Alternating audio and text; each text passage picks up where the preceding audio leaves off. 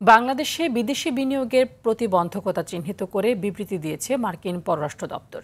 এতে বলা হয়, বিদ্যুৎ পরিষেবা নিশ্চিতের প্রচেষ্টা থাকলেও অপর্যাপ্ত অবকাঠামো, আমলাতান্ত্রিক দীর্ঘসূত্রিতা, বিদেশি প্রতিষ্ঠানের ওপর অন্যায্য করের বোঝা বড় বাধা।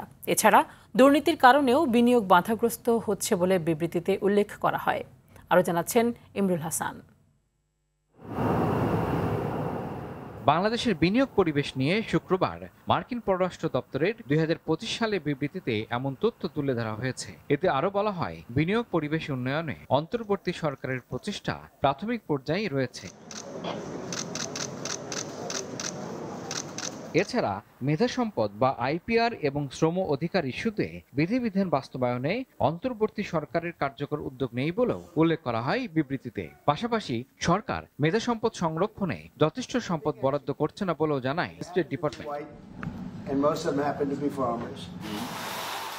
যদিও গেল দশকে তৈরি পোশাক কারখানার অগ্নি ও ভবন নিরাপত্তায় বাংলাদেশ উন্নতি করেছে বলে জানায় স্টেট ডিপার্টমেন্ট। তবে শ্রমিকরা সংগঠিত হওয়া এবং যৌথ দর কষাকষিতে তাদের অধিকার আদায়ের ক্ষেত্রে আইনি বাধায় পড়ছে।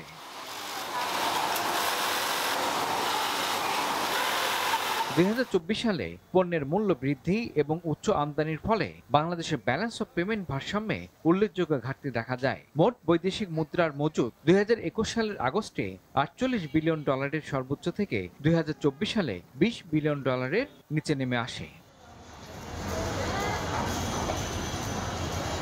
বাংলাদেশ ব্যাংকের মতে ২০২৫ সালের মার্চ মাসে তা সামান্য পুনরুদ্ধারের ফলে ২০.৪ বিলিয়ন ডলারে পৌঁছে। অন্তর্বর্তী সরকার বিদেশি বিনিয়োগকে বাধাগ্রস্ত করে শেখ হাসিনা আমলের এমন দুটি পদ্ধতি অপসারণের জন্য কাজ করছে। এগুলো হলো রাষ্ট্রায়ত্ত প্রতিষ্ঠানগুলোর প্রদেয় বৈদেশিক মুদ্রার পরিশোধ বিলম্ব করা এবং বাংলাদেশ থেকে বৈদেশিক মুদ্রা স্থানান্তরে কেন্দ্রীয় ব্যাংকের অনুমোদনের প্রয়োজনীয়তা। ইমরুল হাসান, RTV।